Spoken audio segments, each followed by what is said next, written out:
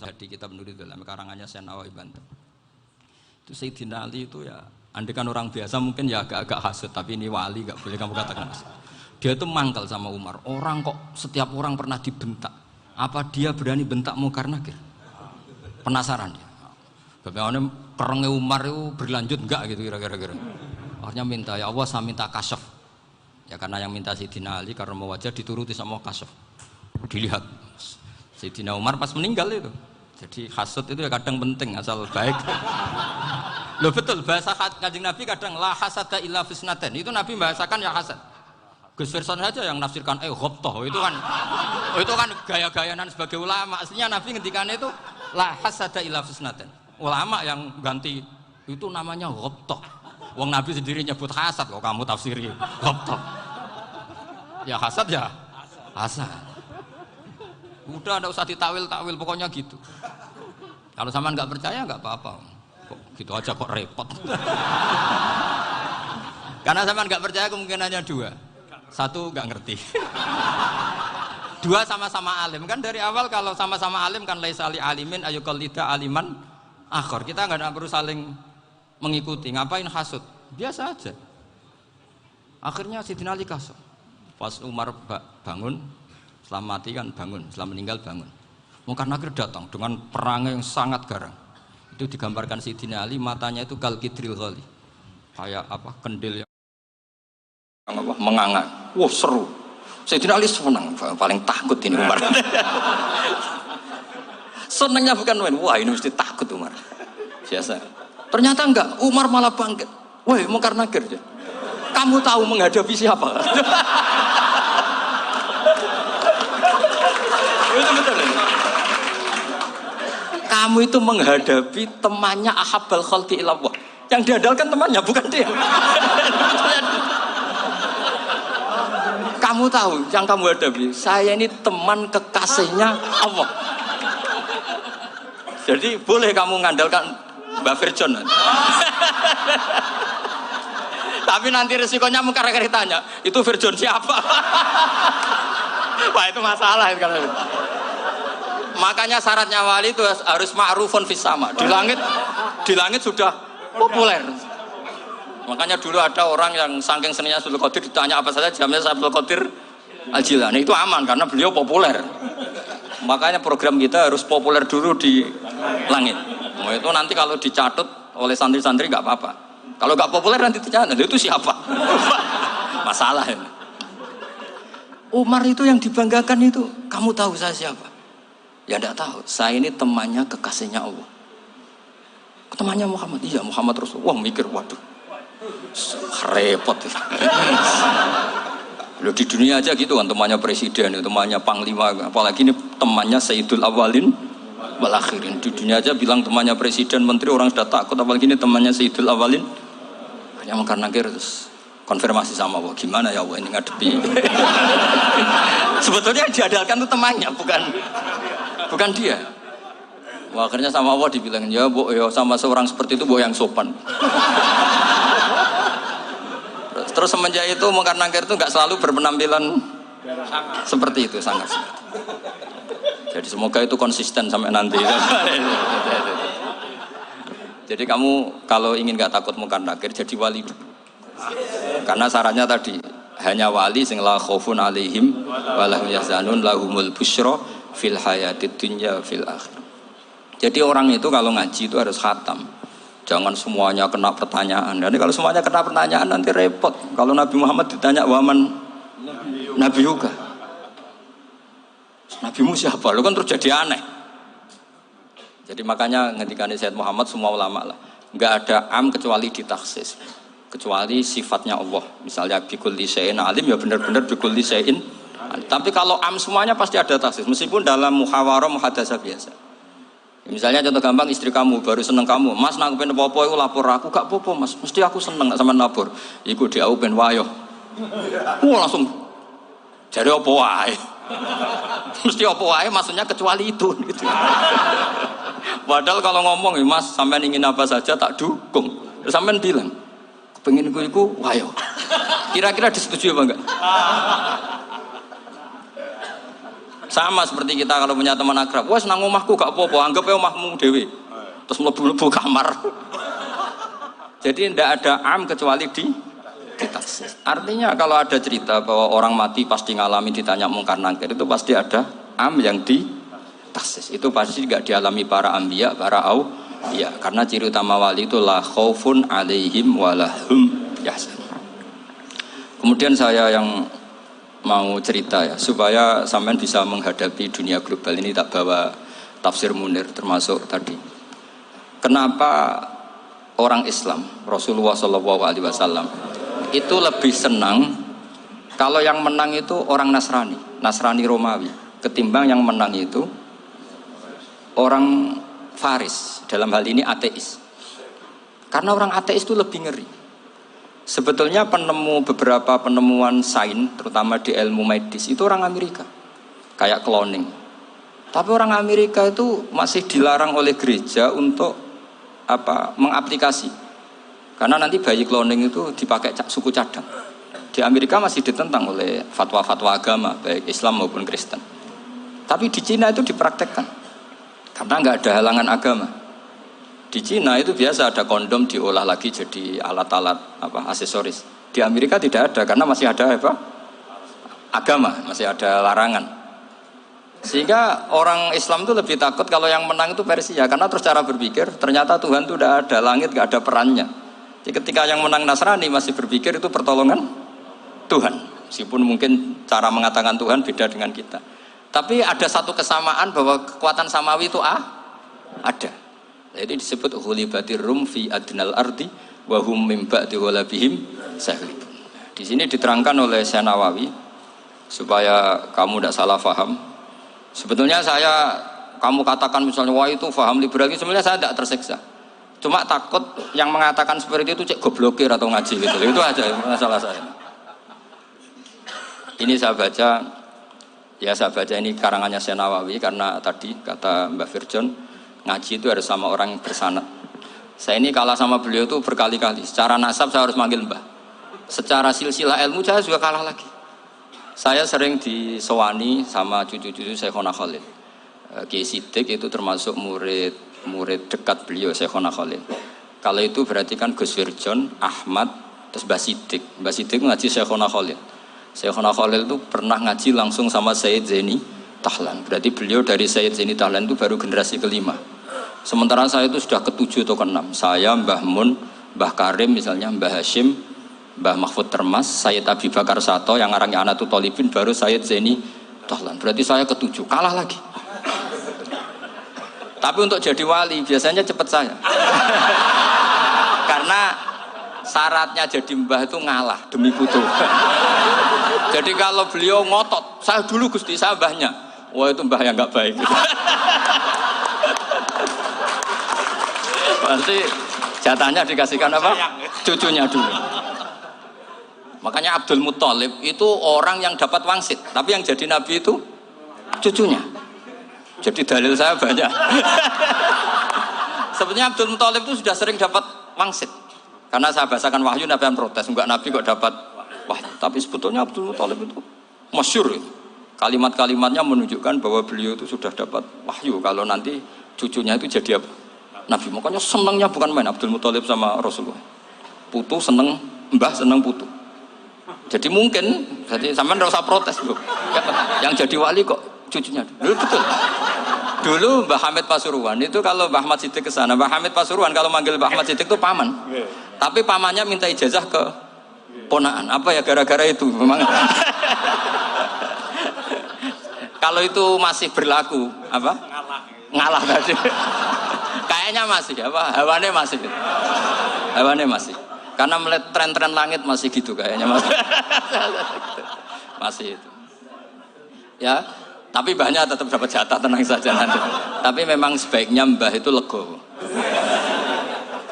Rasulullah Muhammad SAW itu terkenal min dzurriyyati Ibrahim. Tapi kata Rasulullah, ana dakwatu Ibrahim wa bisyaratu Isa. Aku nganti ngene iki barokah dongane Nabi siapa? Ibrahim. Jadi dongane Nabi Ibrahim ya tiba teng putu. Jadi banyak bukti bahwa jatuhnya ke putu gitu. Tadi saya di kamar sama beliau berduaan. Nih Mbah sing dadi wali di sini, aku bebas. Cocokan tadi.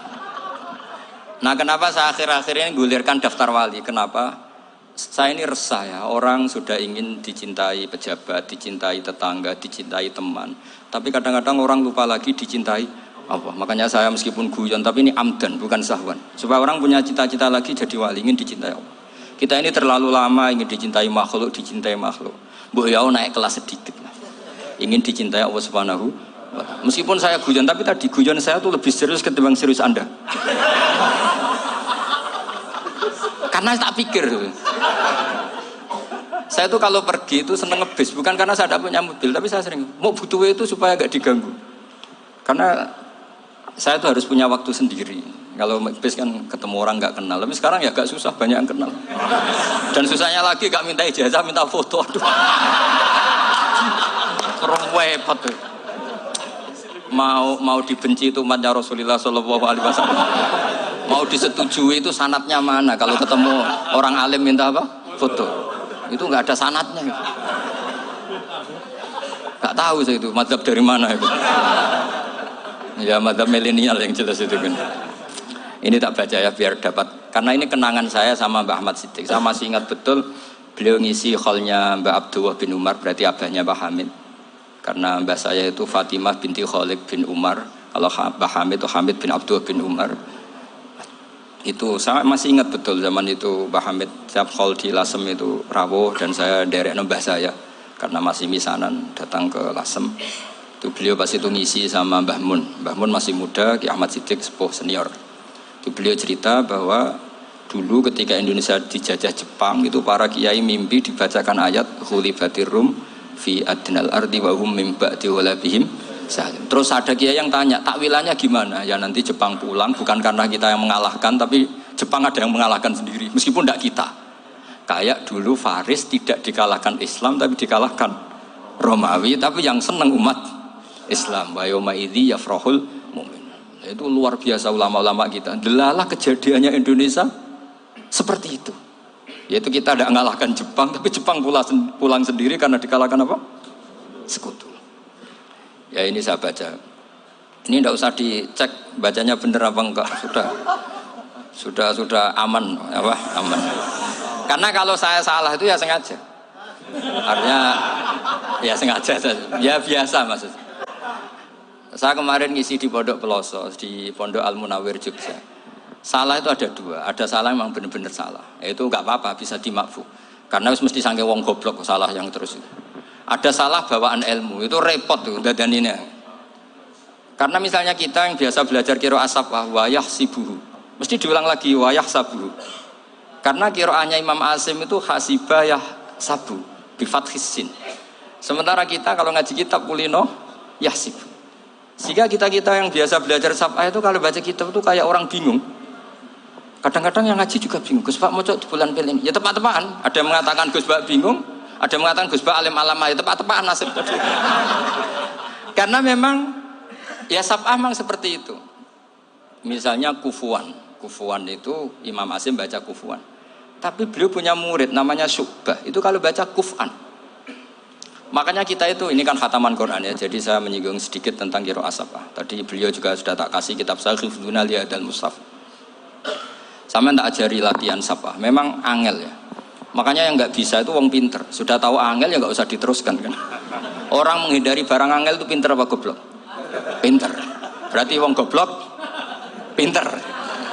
Saya tuh makanya sama orang goblok tuh respect. Jadi orang alim tuh angel apa gampang? Angel. Menghindari barang angel pinter apa goblok? Loh, orang menghindari barang angel pinter apa goblok? Pinter. Berarti wong goblok pinter. Jadi saya sama orang-orang goblok itu respect. Sudah tahu jadi orang alim angel ya barang angel ya harus dihindari. Makanya saya ini insya Allah umatnya Nabi yang termasuk yang terbaik. Amin. Karena mencintai umatnya Nabi termasuk yang goblok. Itu tidak gampang itu. Karena tadi sudah tahu ya. Seperti itu loh orang naik panjat pinang itu yang naik karena ingin hadiah. Yang nonton sudah tahu wah licin kok dinaikin mau keplot. Tapi orang sepakat yang nonton juga pinter karena sudah tahu ribet kok Tuku neng pasar rak kena lah apa meneh. Sama sampean juga gitu. Ngalim tafsir angel, ngalim fikih angel. Tapi karek ngaji ngerekam kan gampang. Itu pintar apa goblok? Pintar. Iya. Makanya kula niku mbok burohno ngono tok. Saya tadi dinasihati Mbak Virjon, muga-muga hati saya selamat. Saya itu meskipun kata orang banyak, muhibbin saya banyak, tapi saya insya Allah tidak riya. Saya itu pakai kitab namanya Tasbidul Fuad, itu karangannya Said Abdul Wal-Haddad. Ketika beliau punya muhibbin banyak ditanya, bagaimana ya Habib Anda menjaga hati Anda? Jamnya Said Abdul Wal-Haddad itu unik. Innama azzamu Allah. Mereka itu sebenarnya menghormati Allah. Cuma butuh sarana, dan itu saya. Jadi saya tahu sampean semua itu mencintai Quran, mencintai sunnah Rasul, mencintai hadis-hadis Rasul. Cuma sampean kan karena nggak paham, terus manfaatkan saya. Jadi sebenarnya saya ini korban. Korban. Jadi saya mau riak gimana? Korban kok mau. Bangganya di mana tuh? Coba sampean misalnya ngaji tafsir, belajar sendiri kan susah. Terkibnya susah, maknanya susah. Bahkan beli kitabnya kadang nggak kuat. Loh, untuk jadi alim tafsir itu kan harus beli kitab. Loh, saya sering belajar kitab itu jutaan. Tafsir Tobari, saya pernah beli kitab Fakhrur Razi itu berapa coba? 27 jilid. Karangannya Fakhrur, belum karangannya ulama modern, Imam Sya'rawi. Itu berapa jilid? Itu jutaan. Saya kemarin juga dihadiahi kitab Pak Quraish Shihab namanya Faidul Bari fi Syarhil Bukhari. Pak Quraish Shihab yang terkenal. Dia sering diskusi sama saya. Saya ngasih hadiah beliau ngasih hadiah saya. Oh itu harganya nggak kuat. Tidak kuat kadang di Indonesia nggak ada coba. Dan sama orang hebat menghindari kesulitan itu. Yang kesulitan itu, sebab ngaji ikut, kalau nggak paham dirukuk rekamannya sudah gitu. Pinter mana sampean sama saya? Pinter sampean kan? Bikin sosis susah, beli aja kok repot kan? Makanya nggak boleh orang bilang, wah aku goblok reso tafsir, aku wong pinter. Makanya nanti kalau saya ketemu Nabi tidak termasuk orang yang mentahkir orang Islam. Kafa bil mari isman ayah kira akhul muslim. Jadi cukup orang itu dosa kalau menyepelekan orang Islam. Termasuk darani sampean goblok itu dosa. Caranya nggak darani goblok ya tadi di logika tadi. Alim itu angel. Gendari angel itu pinter. Berarti wong bodoh. Pinter ya sudah gitu. Tapi tetap bodoh. Tapi ini satu cara untuk saya respect gitu. Coba orang yang ngaji tafsir saya banyak, mungkin ribuan. Itu sebetulnya mencintai Quran. Karena Quran adalah kitab suci yang panduannya umat Islam. Sangat mencintai Quran. Terus kemudian mereka nggak paham. Terus mencari orang yang memahamkan. Burohno lah cara Jawane. Terus keren saya itu di mana coba? Lah terus mereka kurang ajarnya gini, kalau paham itu ya alhamdulillah paham. Wah nak ngaji Gus Bae ngono tok. Tapi nek ora paham, ora nyalano akal ya. Mari Gus Bae nerangno cepet mulane gak paham. Ora kok nyalano teke sing lelet tuh. Itu kan masyaallah naudzubillah tenan. Sebetulnya tingkat kurang ajarnya tinggi Gus sebenarnya. Jadi kalau nggak paham itu kadang nggak nyalahno uteke. Kayak mau misalnya, mau mari mikir aja jelas. Padahal misalnya jelas orang mesti paham bodoh. Paham ya? Jadi kata Sayyid Abdul Haddad, innama azzamu Allah. Sebenarnya mereka itu sangat menghormati Allah. Makanya kita nggak perlu mengatakan wasilah itu kafir, nggak akan. Karena orang tawasul sama Rasulullah itu ingin dapat ridhonya Allah lewat orang yang dicintai Allah. Kita mencintai wali sebenarnya, wah itu kekasih Allah. Kita mencintai itu karena mencintai Allah. Sama seperti gini, kamu mencintai kangkung apa enggak? Sebenarnya sama sekali enggak. Tapi kamu ingin sehat, ada asupan gizi. Kamu ingin tubuh kamu sehat, butuh asupan gizi. Kemudian kamu makan kangkung. Apa terus kamu cinta kangkung kan enggak? Cinta kesehatan kamu sama. Orang yang mencintai saya sebenarnya ingin kepuasan rohani. Saya kan termasuk kiai yang torekonya gampang. Ini swarga, kan akhirnya penggemarnya banyak. Coba kalau kamu neraka. Jadi sebetulnya Anda mencintai kepuasan Anda sendiri. Nah, saya ini korban. Makanya untuk masuk surga cepat saya, korban itu cepat. Da'watul mazlum la turaddu kan gitu. Laisa bainahu wa bainallah hijab. Jadi saya kalau dongo langsung seret langit. Karena mazlum. Saya sinau tafsir itu Mbak, sampean bayangkan ada tafsir itu sudah 27 jilid. Sekarang Fakhrur Razi itu bulatnya bukan main. Karena dia ahli Safat. Bulatnya Masya Allah. Sudah gitu sinau Jalalain kadang dikomen oleh Sawi. Sudah kita percaya Jalalain jebule dibuli Sawi. Percaya Sawi dikandani, "Oh iku Maliki ra Safi." Oh ribet. Sudah gitu sinau Qurtubi, sinau tafsir Tabari itu susahnya. Belinya susah, belajarnya susah. Padahal saya punya keluarga, punya istri, punya anak. Bayangkan kalau istri saya rewel, kayak istri sampai. Wah itu. Tapi alhamdulillah enggak. Sama sekali enggak. Allah sudah milihkan, wah ini bahaya kalau punya istri rewel. Imam Sibawai itu kitabnya banyak, tapi yang terbukukan hanya kitab Sibawai. Karena beliau kalau sudah belajar lupa istri. Hanya pas beliau di pasar, kitabnya dibakar semua sama istrinya. Karena dianggap saingannya. Ternyata yang dicerai tidak kitabnya, malah istrinya. Itu Imam siapa? Tapi alhamdulillah kitab saya nggak terbakar, aman. Saya teruskan ya. Jadi untuk menjaga riya dilatih innama azzamu Allah. Sebenarnya mereka itu menghormati Allah. Sehingga wasail-wasail itu sebenarnya nggak pernah jadi subjek pelaku utama, enggak. Tetap Allah. Sebab itu kata Sayyid Muhammad, kamu kok mengatakan wasilah itu kafir itu gimana? Ketika innallaha qad ba'atsa lakum taluta malika. Talut itu ya manusia. PD-nya itu apa? Inna ayata mulkihi ayyatiyakumut tabut fihi sakinatum mir rabbikum wa baqiyatum mimma taraka alu Musa wa alu Haruna tahmiluhul malaika. Jadi beliau PD itu kalau bawa sunduk semacam peti sakti, sing di situ ada baqiyatum mimma taraka alu Musa wa alu Haruna tahmiluhul malaika. Ya kayak semacam jimat. Tapi saya bukan mensyariatkan jimat enggak, karena nanti banyak penjual yang pembohong juga gitu loh. Cuma cerita, kamu tidak usah mengatakan kafir. Dulu Talut PD-nya kalau bawa sunduk semacam peti kesaktian yang di situ ada baqiyatum mimma taraka alu Musa wa alu Haruna tahmiluhul malaika. Sehingga Khalid bin Walid meskipun beliau sahabat dan menyaksikan wajah Rasulullah SAW, itu bawa sya'aratun min sya'aratihi Rasulullah SAW, bawa rambutnya Nabi. Perang kemana-mana itu diletakkan di pecinya. Nanti sama tanya lagi, masa pakai peci Khalid bin Walid itu? Wah panjang, sampai itu repot.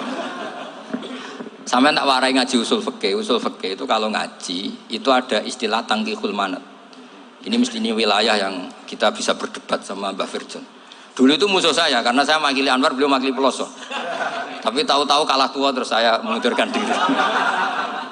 Di fikih itu ada istilah, ada tangkihul manat, ada tahqiqul manat, ada tangkihul manat. Tangkih itu kira-kira gini, lafadz hadis itu dibuang sekian untuk tahu bahwa itu madarul hukmi. Misalnya gini, tak beri contoh paling gampang. Sama harus paham, kalau nggak paham nggak pinter-pinter. Ja'a a'rabiyun ila Rasulillah sallallahu alaihi wasallam. Ya karena ini menghormati Mbah Ahmad Siddiq, saya orang alim, jadi ngaji ini tetap ada suasana alim. Ya harus ada suasana alim. Nggak perlu jadi orang alim, tadi susah. Sudah ngindari susah itu pintar. Sudah itu aja. Jadi orang alim susah, ngindari barang susah pintar. Berarti orang tidak alim pintar. Nah, meskipun tetap sudah itu pegangi sampai mati nanti. Loh, jadi orang alim itu repot. Itu kata Imam Ghazali, kalau orang alim kalau mau masuk surga itu sama Allah nggak boleh. Kif, kamu nggak boleh langsung masuk surga. Coba cari umat kamu, syafaati dulu. Lah saya takut nyari sampean tidak bisa kembali. Saya tidak punya rencana itu. Pokoknya mau masuk. Boleh sampean kuaduan. Aduan balik raroh dewe, wah repot nanti saya. Berat jadi orang alim itu berat. Ya saya teruskan ya. Ada tangkihul manat. Ja'a a'rabiyun ila Rasulillah sallallahu alaihi wasallam. Faqala ahlaktu wa ma ahlakaka qal waqa'tu imraati fi nahari Ramadan. Ya sidang saya ini rusak ya Rasulullah. Kenapa? Karena saya menjima istri saya fina hari Ramadan. Terus kata Nabi, kamu harus bayar kafarah. Napa Nabi kafarah? Puasa 2 bulan. Wong baru 1 hari aja terjadi gitu kok disuruh puasa 2 bulan. Ya tidak kuat ya Rasulullah. Baru berapa hari saya puasa aja kecelakaan seperti itu. Apalagi kalau sampai 2 bulan. Tidak ya Rasulullah. Ya sudah kalau gitu kamu pertama ngasih makan apa? Itqu raqabah kan, pertama merdekakan budak. Tapi kan sekarang nggak ada budak, makanya terus sekarang langsung puasa. Wah ini nggak bisa semua. Ya sudah ngasih makan orang 60. Kasihkan siapa ya Rasul? Ya orang fakir. Saya ini paling fakir. Di kampung saya ini orang paling fakir. Jadi mulai dulu orang fakir itu hubungan suami istri itu paling lancar. Mulai dulu. Makanya orang fakir itu anaknya banyak. Karena hiburannya hanya itu. Wong Ramadan aja. Coba Mau ke ATM nggak punya uang, mau antri di bank nggak punya, mau apa coba? Itu mulai dulu. Ini sanatnya mutasil. Wah, akhirnya sudah sanksinya kan tadi ya idku raqabah atau puasa 2 bulan berturut-turut atau ngasih makan 60 orang miskin. Lalu kata ahli usul fikih, kata A'rabi dibuang, nggak menjadi catatan hukum. Orang kota pun kalau melakukan itu juga kena sanksi yang sama. Imro'atau juga dibuang. Andai kan itu dilakukan untuk amatnya juga ketentuannya sama. Nah sekarang perdebatan antara Imam Syafi'i dan Imam Malik begini. Sekarang pertanyaan gini, jima istri itu hukumnya boleh apa haram? Boleh kan? Lalu kalau ada orang tanpa udzur kemudian makan siang-siang, cara Imam Malik hukumnya sama, harus kena sanksi yang sama. Karena sama-sama hadku hurmati Ramadan bi ghairi udzrin syar'iyyin.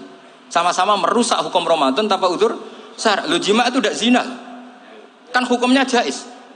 Nah sekarang makan hukumnya jaiz, harusnya juga kena ketentuan yang sama. Cara pikirannya Imam Malik. Nah, alhamdulillah Imam Syafi'i gak setuju. Wah, cara setuju repot. Bahkan orang-orang Syafi'i sudah punya khilaf. Kalau gitu minum dulu. Iya, biar gak kena. Iya, biar iftarnya pakai minum. Setelah minum baru jima kan. Ini sudah menyiapkan khilafnya. Ini khas Syafi'i ini, bongsong rekayasa hukum. Nanti bisa belajar jauh cara ngakali hukum. Makanya guyonan yang masyhur Gus Dur itu gitu. Ada seorang kiai atau Gus lah, ya punya salah, namanya manusia kan punya salah, entah cangkruk entah apa, pokoknya punya salah. Ada wartawan yang ngiranya semua kiai itu orang suci, sehingga tanya sama Gus Dur, Gus itu ada kiai kok, ya pokoknya salah lah. Tapi jangan bayangkan dosa besar, enggak, kecil-kecil aja. Itu gimana itu? Padahal kiai kan orang suci. Jawabnya Gus Dur lucu. Ya justru yang boleh salah itu para kiai. Kalau kamu nggak boleh. Loh, kok bisa Gus? Karena mereka tahu caranya tobat. Repot. Kalau kamu nggak tahu caranya, sama pelanggaran hukum itu ya harus pakar-pakar hukum. Itu yang tahu caranya rekayasa. Kalau kamu ya kena pasal kan ya. Jadi kamu jangan niru saya. Saya ini punya sekian cara untuk nah, itu namanya khilah. Makanya kata Sayyid Muhammad, kamu tidak usah anti khilah. Karena Abu Hanifah itu membolehkan khilah. Kita abul khiyal. Yang penting kamu soleh dulu. Setelah soleh nanti Allah maklumi. Soleh dulu, syaratnya soleh dulu. Kalau tidak soleh jangan. Contohnya gini, ada orang mau puasa lemes sekali, mau makan. Gampang. Kalau langsung makan kan kayak hadku hormati Ramadan biwiri udrin syar'iyyin. Aku langsung mau rejim beras sowan Mbah Firjon. Sudah status saya apa? Musafir. Ya sudah, berangkat aja sampai Tuban makan. Nanti kalau nggak jadi ya nggak apa-apa sudah. Kan mulai pergi sudah musafir. Saya tidak tahu nanti malaikat tertarik gebuki nggak tahu. Tapi itu ada khilahnya. Asal soleh lah. Karena kata Sayyid Muhammad dan semua kitab mengatakan itu. Kalau sama nggak tahu ya kebablasan. Nabi Ayub, nabi yang terkenal Gudiken itu siapa? Ayub ya. Itu yang Israiliyatnya kan seru. Gudiken dikukur bek kreweng itu terlalu lah kalau itu. Untuk kreweng konti ning Arab ora ono kreweng itu sudah masalah itu. Singkat cerita, Nabi Ayub ketika diasingkan kaumnya itu kan nggak punya sumber makanan. Lah orang lelaki itu mulai dulu egois. Istrinya Nabi Ayub itu cantik sekali, udah cantik, rambutnya bagus. Makanya kamu nggak usah tanya kenapa istrinya kayak banyak yang cantik. Ya, warasatul anbiya, nggak boleh mungkin. Kalau nggak cantik ya warasatul anbiya dari segi bala. Istrinya Nabi itu semuanya cantik. Nggak usah tanya sebabnya apa, pokoknya gitu, semuanya cantik. Singkat cerita, beberapa kali istrinya Nabi Ayub itu kerja demi bisa nafkahi Nabi siapa? Suatu saat itu tidak ada pekerjaan yang cukup untuk beli roti. Satu-satunya peluang dapat rezeki itu putrinya raja itu rambutnya berondoli. Terus ada sayembara siapa yang rambutnya bagus mau dibeli. Sampai rambutnya istrinya Nabi Ayub itu dijual. Nabi Ayub tersinggung karena itu mengurangi kecantikan. Jadi lelaki mulai dulu gitu. Udah nggak urun kalau istrinya nggak cantik itu komplain. Itu khasnya lelaki. Jadi kalau kamu gitu ada sanadnya juga, tenang saja ya. Komplain ya pegawaian itu. Saking mangkelnya Nabi Ayub terus ngendikan la adriban naki mi atas sautin. Kamu akan saya pukuli dengan mi atas sautin. atau dengan 100 cambukan atau mi'ata dikhtin atau mi'ata apalah sesuai konteks zaman itu. Engko nak muni pecut tuku konti kok ribet lagi. Singkat cerita akhirnya ketahuan bahwa istrinya menjual itu demi Nabi Ayub. Allah nggak ridho kalau kekasihnya yaitu istrinya Nabi Ayub wis perjuangan kayak gitu malah kena hukuman. Tapi Allah juga nggak ingin kekasihnya yang bernama Ayub melanggar sumpah. Padahal beliau sudah sumpah, wallahi demi Allah nanti tak pukul dengan 100 kali. 100 kali dengan lidi lah misalnya, contoh yang gampang itu lidi. Akhirnya sama Allah dikasih satu solusi. Wa khud biyadika dikhtan fadrib bihi wala tahnas. Ya sudah, lidi itu ikat jumlahnya 100. Terus pukul sekali saja, anggap saja sudah 100. Iku pangeran sing wari ngakali ngono iku pangeran. Tapi syaratnya soleh, syaratnya soleh. Jadi kalau kamu anti khilaf berarti anti ajarannya Allah di ayat itu. Wa khud biyadika dikhtan fadrib bihi wala tahnas. Itu dulu ada, ini cerita di Ithaf. Ini cerita terakhir, ini sudah, sama jangan nama sudah. Terus pengumuman tadi, yang nggak pernah sepuh ngutang saya itu haram. Karena tadi saya punya kewajiban di rumah yang bisa menggugurkan ya kewajiban yang lebih besar. Lebih besar itu ya tadi, bisa pernah guru, pernah sepuh. Yang jelas nggak umur. Umur sampean menangkap itu. Tua-tua serepet itu. Ada raja itu ganteng kaya, senengannya nikah perawan cantik. Oh, itu semua kampung mesti kenal. Mungkin digilir atau gimana pokoknya. Suatu saat ada pemuda suka sama perempuan yang di kampungnya, cantik sekali. Kemudian pemuda ini ternyata pekerja di kerajaan itu. Tiap hari ditanya, wah itu yang di kamu yang cantik siapa? Mau saya nikahin gini. Wah bahaya ini saingannya raja. Jadi yang dibidik pemuda tadi itu saingannya. Si raja ini orang yang namanya raja kan gengsinya tinggi. Kaifatang kihuha wa qad ra'aitu qad qabbalaha rajulun. Kok mbok nikah piye? Saya tuh pernah melihat dicium lelaki. Wah, gak mau. Gak gelem wis kadung ditambung lan wa qad qabbalaha rajulun. Saya pernah melihat sendiri qabbalaha rajulun, dicium oleh lelaki. Wah, sudah gak minat raja langsung gak keren. Suatu saat pemuda tadi nikahi perempuan itu. Rajanya marah-marah, kamu lelaki gak punya harga diri gini. Gak punya selera, gak punya harga diri, sudah pernah dicium orang kok tetap dinikah. Terus bilang ke raja, ta'rif manir rajul, lelaki itu siapa? Abuha. Kamu tahu lelaki itu siapa? Sopo? Abuha. Bapaknya. Saya kan hanya bilang rajulun. Pernah dicium lelaki. Lah pikirannya raja itu lelaki, kue-kue ngene iki. Tapi butuhnya canom mau rojo ben gak sido itu aja tuh. Baru kayak digulirkan gitu, wakot kebalah rojulun. Wah nggak mau. Setelah itu suatu saat pegawainya tadi nikahi perempuan. Kamu gak punya harga diri gini. Kamu tahu mandir rojul apa abu? Wah nak ngono aku gak poho. Lah monggo sakniki wis bojo kula. Ora trimo wis diambung wis macam-macam. Lah itu namanya khilah. Apa? Khilah. Kalau di Balawa disebut tauriyah atau apa. Tapi saya tidak ngajari sampean seperti itu. Sudah pinter sebelum saya ajarin. Bangsa ngakali kan sudah pinter. Ya ini terakhir tak baca Arabnya saja nanti. Bismillahirrahmanirrahim. Biar dapat barokahnya Syekh Nawawi juga barokahnya guru-guru. Bismillahirrahmanirrahim. Wasababu nuzuli hadil ayati annahu kana baina farisa war rumi qitalun wa kana al musyrikuna yawadduna antaghliba farisu ar-ruma. Di anna farisa kanu majusiyan ummiyin wal muslimuna yawadduna ghalabatar rum ala faris liqaunihim ahla kitabin. Jadi zaman dulu orang Islam lebih senang kalau yang menang itu orang Nasrani. Kalau bandingannya ateis. Karena bagaimanapun percaya kekuatan langit. Sementara orang ateis sama sekali tidak percaya kekuatan. Apapun bedanya kita dengan Nasrani itu ada kesamaan, yaitu percaya adanya kekuatan langit. Sehingga ketika orang Romawi kalah itu orang Islam ikut susah. Paham ya? Makanya ini tak baca biar sampean enggak macam-macam pikirannya. Fa'fa Kisra saat terusnya, ya pokoknya seperti itu. Akhirnya Rasulullah SAW berdoa lebih senang yang menang itu Rom karena ahli kitab. Artinya apa? Kemenangan ahli kitab adalah kemenangan makhluk atau hamba Allah yang mentautkan kekuatan kita di bumi dengan kekuatan langit. Makanya saya berharap Selain kita ikhtiar medis, kita harus memperbanyak istighfar. Bagaimanapun semua itu dari Allah Subhanahu wa ta'ala. Kita menghormati negara dengan ikhtiarnya, tapi saya mohon sekali kita juga istighfar, karena semua itu juga ditentukan oleh Allah, oleh langit. Ya, saya kira demikian. Assalamualaikum warahmatullahi wabarakatuh.